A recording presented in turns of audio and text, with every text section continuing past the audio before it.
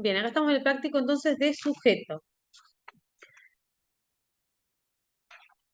Lo primero que en la primera hoja lo que les hace identificar es aquello que ustedes seguramente vieron con Luis, el sujeto pasivo del impuesto y el sujeto pasivo de la obligación tributaria. Primero recuerden que los sujetos, el sujeto pasivo del impuesto es el contribuyente y este puede ser persona humana, en los cuales hay situaciones especiales, que ahora vamos a ver algunos de esos casos, como por ejemplo acá se visualiza fácilmente el matrimonio, sucesiones indivisas y personas jurídicas o demás sujetos indicados en la ley. Además aparece el beneficiario del exterior, que es el sujeto no residente en Argentina y graba solamente aquello de fuente argentina. ¿Recuerdan la clase anterior que vimos eso? Por lo que se perciba. Entonces, el sujeto pasivo del impuesto va a ser el contribuyente. Esto lo doy a base de introducción de este caso 1, donde dice identifique para los siguientes casos el sujeto contribuyente, que es el sujeto pasivo del impuesto, el sujeto pasivo de la obligación tributaria, el responsable sustituto de corresponder. Entonces, ¿qué les digo? Bueno, el sujeto contribuyente es ese sujeto pasivo del impuesto. Ese que vieron con Luis, que es persona humana, sucesión indivisa, jurídica o ideal, y aparece también la figura del beneficiario del exterior. ¿Qué es ese sujeto contribuyente, ese sujeto pasivo del impuesto? Es respecto al cual se verifica el hecho imponible. Pero ustedes, acá en este práctico 1, tienen que diferenciarlo del sujeto pasivo de la obligación tributaria. Y ese es el fin del práctico 1 este, tanto el punto 1.1 como el punto 1.2. Ustedes tienen que identificar cuál es el sujeto pasivo del impuesto y el sujeto pasivo de la obligación tributaria. El sujeto pasivo del impuesto dijimos que es el contribuyente sobre el que recae el impuesto, es decir, respecto del cual se verifica el hecho imponible. En cambio, el sujeto pasivo de la obligación tributaria es quien debe presentar la declaración jurada, firmar y encargarse del pago de la misma. ¿Está bien? Esas son las diferenciaciones que podemos hacer para poder resolver el práctico. Vamos a ir viéndolo, igual de todas formas yo quiero que ustedes después lean la solución tranquilos y vean que tiene mayor explicación. Dice, identifique para los siguientes casos sujeto contribuyente, sujeto pasivo de la obligación tributaria y responsable sustituto de corresponder en cada situación. Punto 1.1.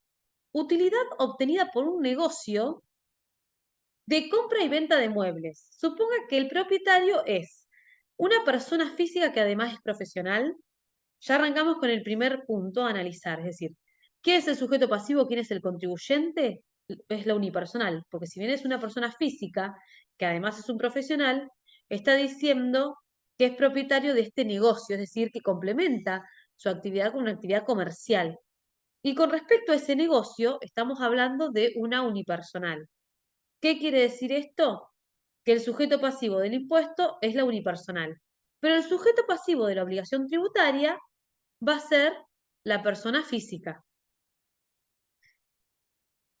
Recuerden la diferencia, el sujeto pasivo del impuesto es sobre el que recae el impuesto, el contribuyente, y el sujeto pasivo de la obligación tributaria es quien debe presentar esa declaración jurada, por eso decimos que es la persona física, y quien debe encargarse de firmarla, pagarla y demás.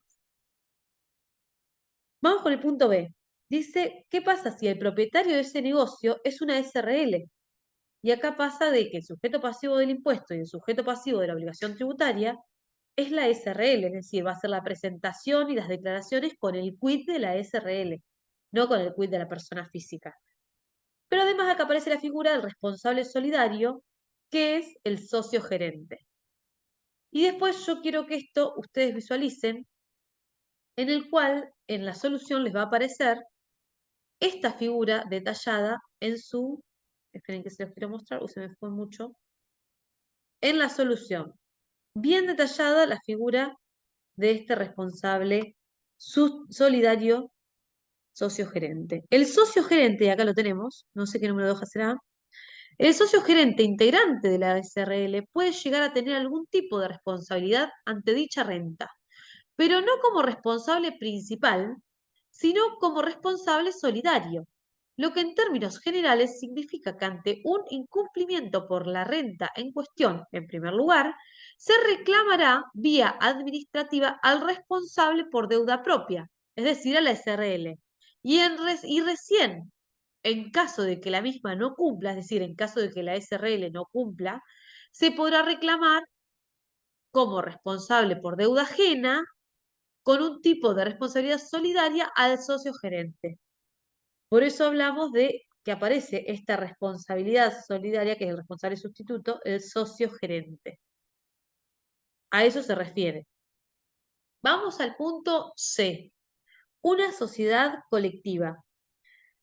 Y acá aparece el sujeto pasivo del impuesto, la sociedad colectiva, y el sujeto pasivo de la obligación tributaria, cada socio según la participación que tienen en esa sociedad colectiva.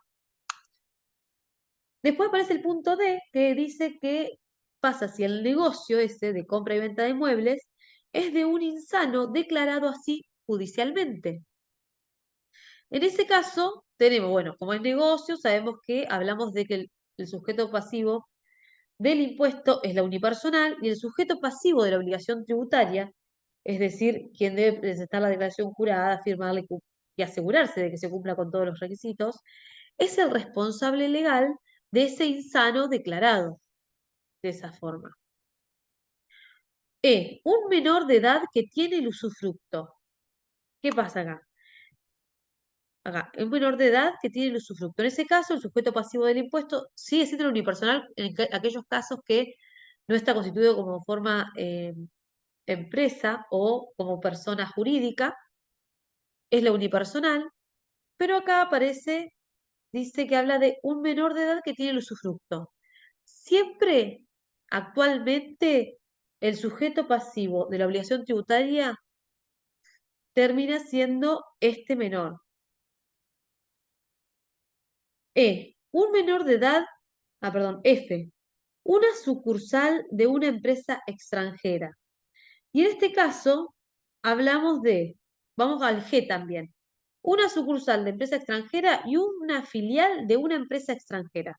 En ambos casos estamos ante la presencia de un beneficiario del exterior y a través de un establecimiento estable en el cual tanto el sujeto pasivo del impuesto como el sujeto pasivo de la obligación tributaria va a ser este establecimiento estable, tanto la sucursal en el punto F como la filial en el punto G.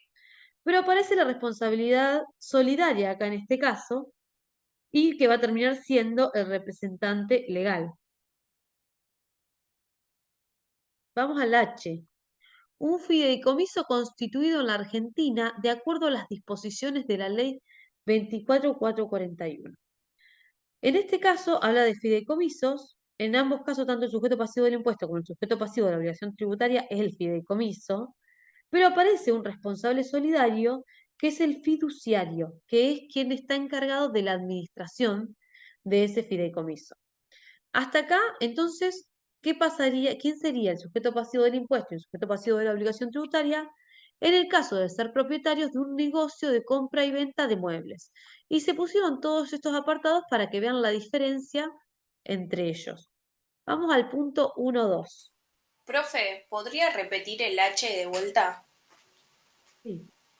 El H dice, vamos desde acá, utilidad obtenida, es decir, la ganancia obtenida por un negocio de compra y venta de muebles, siendo el propietario un fideicomiso constituido en la Argentina.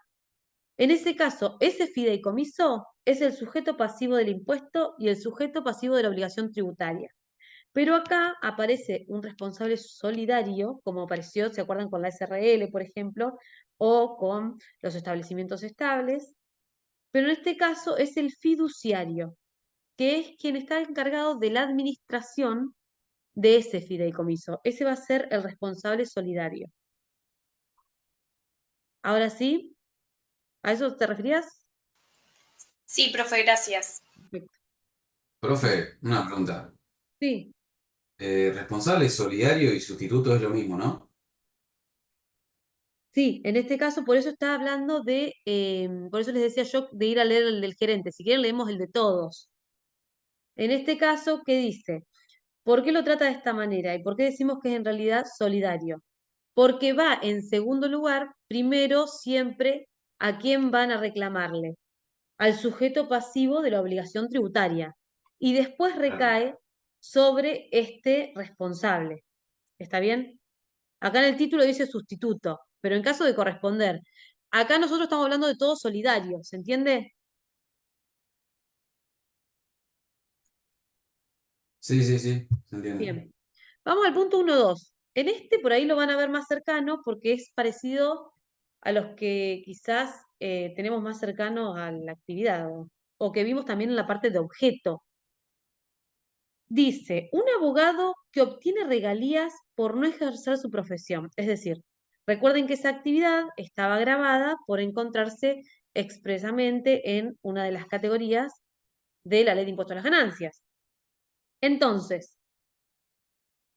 no, acá no estamos dudando de si está grabado o no. Sí está grabado. Tenemos que identificar cuál es el sujeto pasivo del impuesto y el sujeto pasivo de la obligación tributaria. Acá no hay duda de que el abogado es una persona física, una persona humana. Actualmente lo correspondiente es decir persona humana. Y es en ambos casos, es decir, tanto el sujeto pasivo del impuesto como el sujeto pasivo de la obligación tributaria. B. Un arquitecto que compra casas viejas, las arregla y luego las vende. Es decir, acá ya aparece la figura de un arquitecto, que es una persona humana, pero ¿qué me dice? Que complementa su actividad con una actividad comercial. Entonces aparece que el sujeto pasivo del impuesto no es como en el caso anterior la persona humana, es la unipersonal. Y la persona humana, el arquitecto, termina siendo el sujeto pasivo de la obligación tributaria. ¿Se entiende la diferencia de A y B?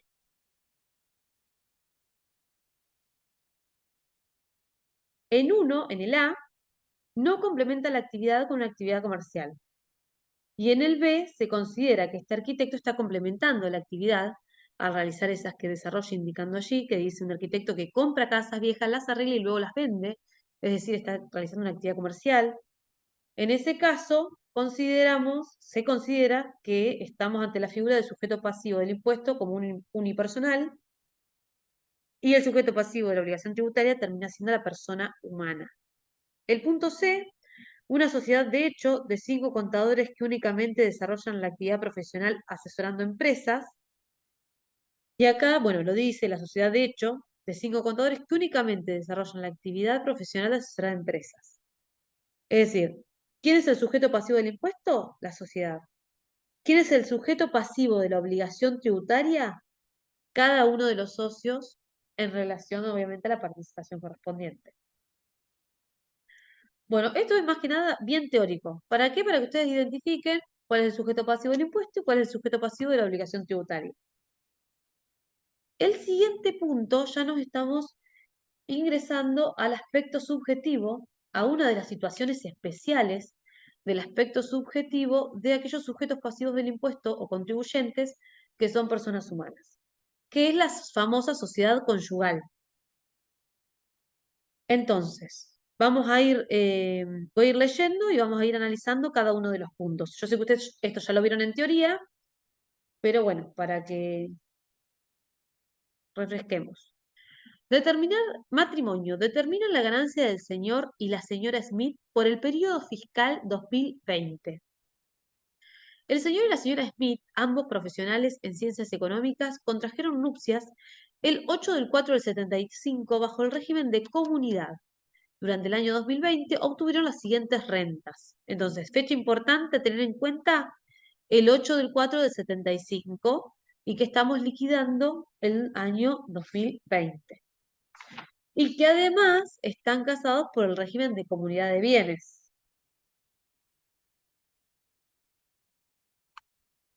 El señor Smith, A, 50.000 pesos en concepto de honorarios profesionales.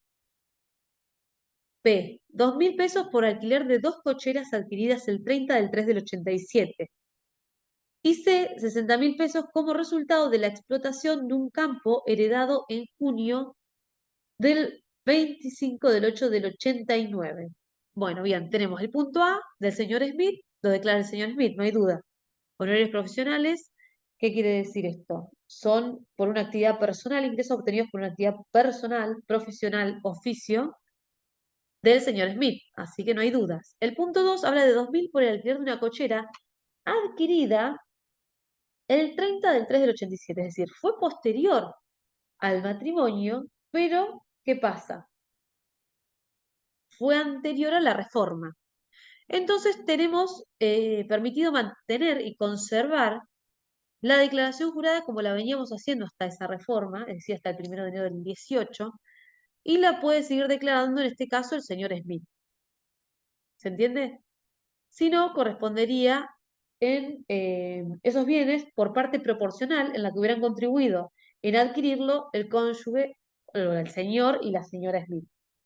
En este caso, continúa declarándolo el señor Smith.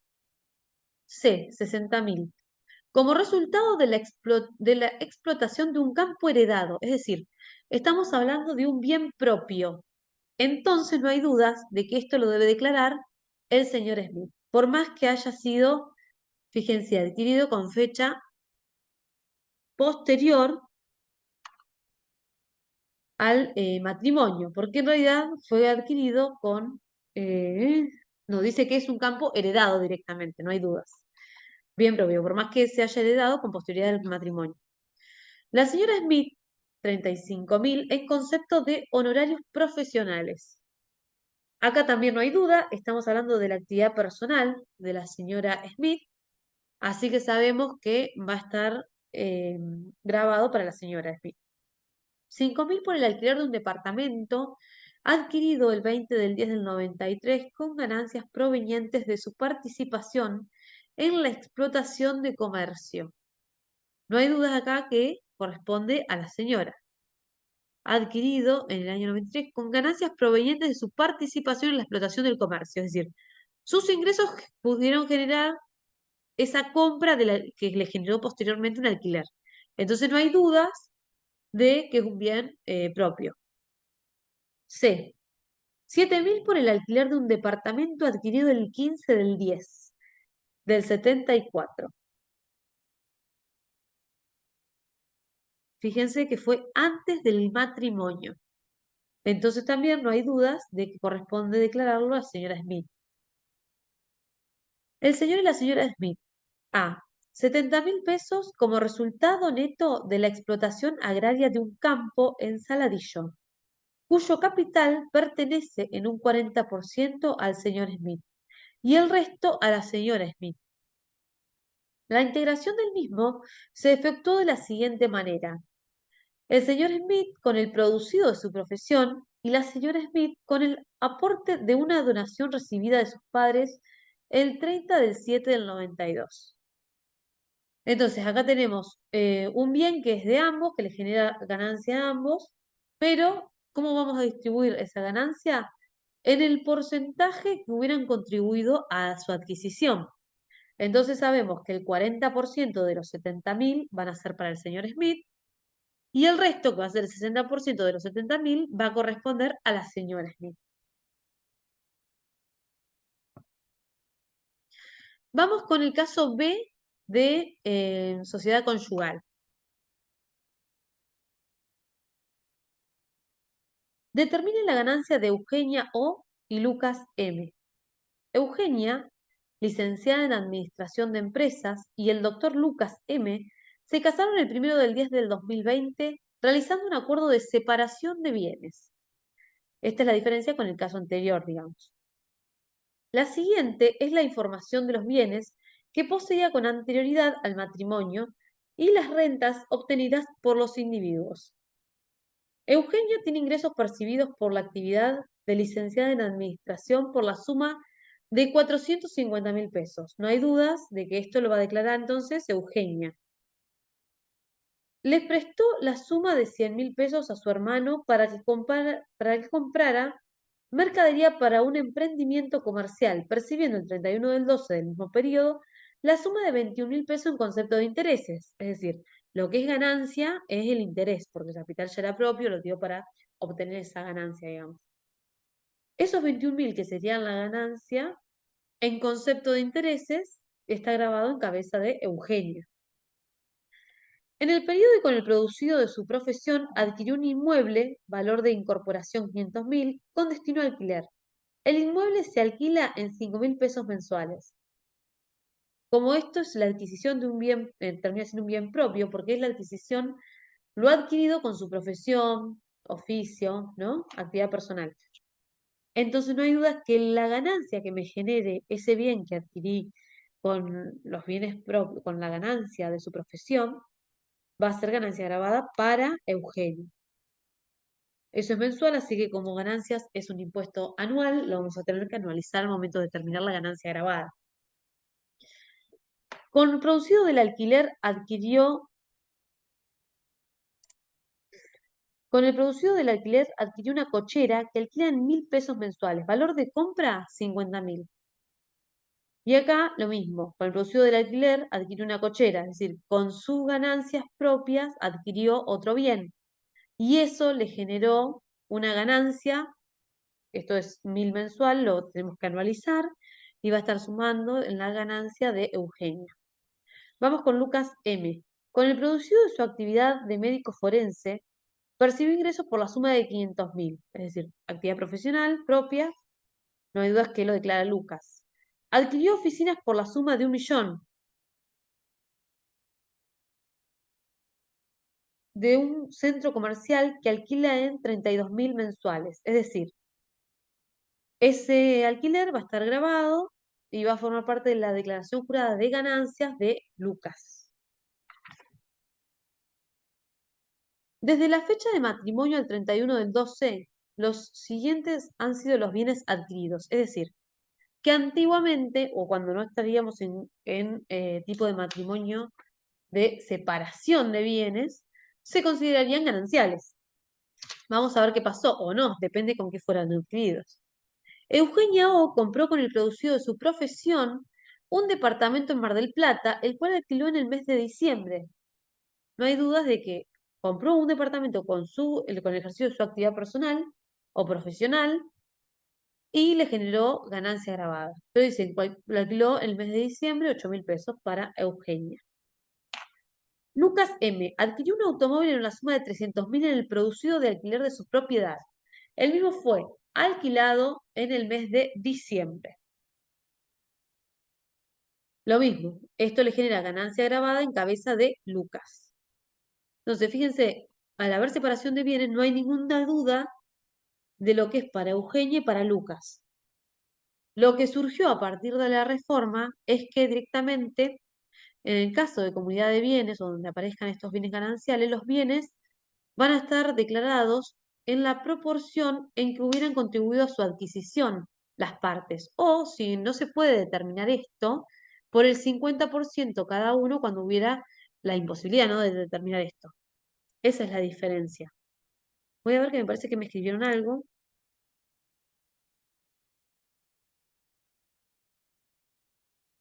No, en este caso, el valor de incorporación al patrimonio lo está dando como dato porque no estamos en una etapa de liquidación del impuesto. En caso, cuando avancemos, tengamos que hacer la declaración. Estoy respondiendo a la pregunta del chat, chicos. Luciana. En el caso en que estemos haciendo la liquidación, sí nos sirve como valor de origen del bien, para poner en el patrimonio neto al cierre, porque si se adquirió en el periodo fiscal que estamos liquidando, va a estar en el patrimonio neto al cierre, y si es un bien que ya estaba en el patrimonio, va a estar al inicio y al cierre si es que no se vendió en ese periodo. Acá en este momento estamos más que nada con la parte teórica en determinar quién le corresponde esa ganancia grabada, pero la ganancia es lo que me generó o el producido de ese bien. Por eso dice, sí, compró el bien, por ejemplo, ¿cuál era que habíamos dicho? Acá, compró con el producido de su profesión un departamento en Mar del Plata. Bueno, acá no dice justo. Por ejemplo, que diga de 800.000 pesos. Pero el alquiler es de 8.000. La ganancia, ¿en cabeza de quién recae? De Eugenia. Estamos determinando más que nada cómo distribuiríamos esa ganancia, digamos. Pero bueno, sí nos va a servir más adelante el valor de origen, si está afectado la actividad, vamos a tener que hacer amortizaciones de corresponder. Ya van a ver, vamos a tener que hacer, cuando ya arranquemos con primera categoría, ya arrancamos con ese tema. Bueno, vamos con sucesiones indivisas. Sé que también vieron, bueno, nos quedan 5 minutos. ¿Dudas de la sociedad conyugal antes de avanzar? ¿O sucesión indivisa? No, En este caso no hubo bienes gananciales, ¿o sí? Porque hicieron la La separación de gran- bienes, ¿no? En el caso B, me preguntás solamente el caso B, exacto. Separación de Claro. bienes, exacto. Cuando dice separación de bienes no hay dudas, no va a haber bien ganancial. En caso de que haya un bien adquirido por ambas partes, hay que ver qué parte contribuyeron a su incorporación al patrimonio. Acá, si ustedes prestan atención, acá aparece un bien ganancial porque este bien se adquirió con posterioridad. ¿Me siguen la flechita? ¿La ven ustedes la flechita? Sí, Sí, sí, sí. sí. Bueno, gracias. En este punto, como se adquirió el bien con posterioridad a la fecha de matrimonio y no se aclara si fue con el producido de una parte o la otra, o por ejemplo, como en un campo heredado, o si es bien propio, se puede entender que es un bien ganancial. Y como fue antes de la reforma, de la 27430, ¿qué quiere decir? Podemos continuar, permite continuar con la liquidación en parte. El marido era el que antes declaraba la renta de la sociedad conyugal, salvo que se perfeccionen algunas de las excepciones. Si no, siempre lo declaraba el marido. Ahora, después del 1 de enero del 2018, ya aparece esto que les digo, hay que ver qué proporción cada contribuyente ayudó para su adquisición de estas cocheras, por ejemplo, o si no se sabe qué porcentaje puso cada una de las partes, es 50 y 50. Es lo único que podrían llegar a analizar antes y con posterioridad a la reforma, digamos. Pero en este caso yo vi que lo toma como el señor Smith. Y está bien, porque puede continuar tomándolo como el señor Smith solamente la declaración, porque si se hacía de esa manera, se puede continuar haciendo de esa manera. Bueno, sucesión indivisa.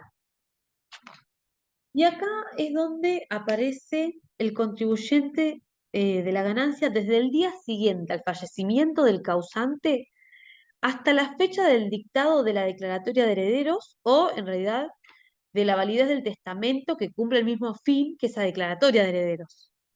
Esta figura sé que, bueno, ya la vieron con Luis, ahí es donde aparece la sucesión indivisa.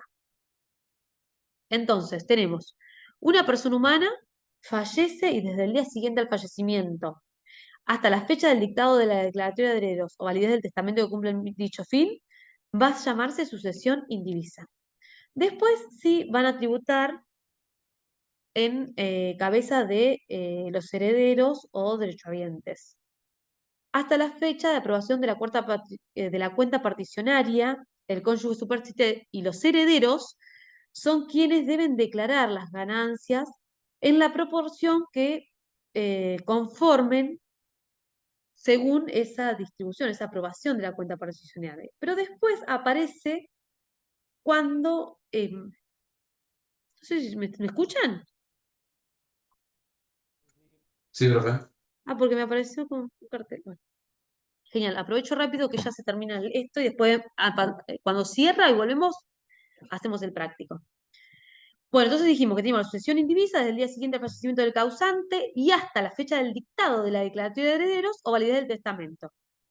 Y además aparece el dictado del acto o la fecha de aprobación de la cuenta particionaria del cónyuge superstite y herederos. Y donde suman esos cónyuges superstites o herederos a sus propias ganancias la proporción que conforme el derecho societario o hereditario y les comprenda la ganancia de la sucesión indivisa. Luego de la fecha en la cual ya saben qué le corresponde a cada uno de esos herederos, directamente incluirán en cada una de las declaraciones juradas de ese cónyuge superstite y herederos las ganancias de los bienes adjudicados puntualmente a cada uno. Entonces acá aparecen diferentes etapas o diferentes momentos. Aparece la fecha del causante, donde me determina la persona humana y empieza la sucesión indivisa. Aparece la fecha de la declaratoria de herederos o validez del testamento, donde esos derechohabientes van a empezar a sumar a sus ganancias el porcentaje correspondiente a cada uno de ellos. Y luego aparece la cuenta particionaria, que ahí es donde ya se sabe puntualmente qué bienes fueron adjudicados y qué le van a generar ganancia a cada uno de esas de esos derechohabientes. Entonces tenemos a esos. Después aparece la forma de imputar la ganancia del causante, que la ley les permite, es como un beneficio, por así decirlo, en el cual la ganancia producida o devengada, pero que no se cobró al momento de fallecer este causante, esta persona humana, puede o incluirla en la última declaración del causante o puede incluir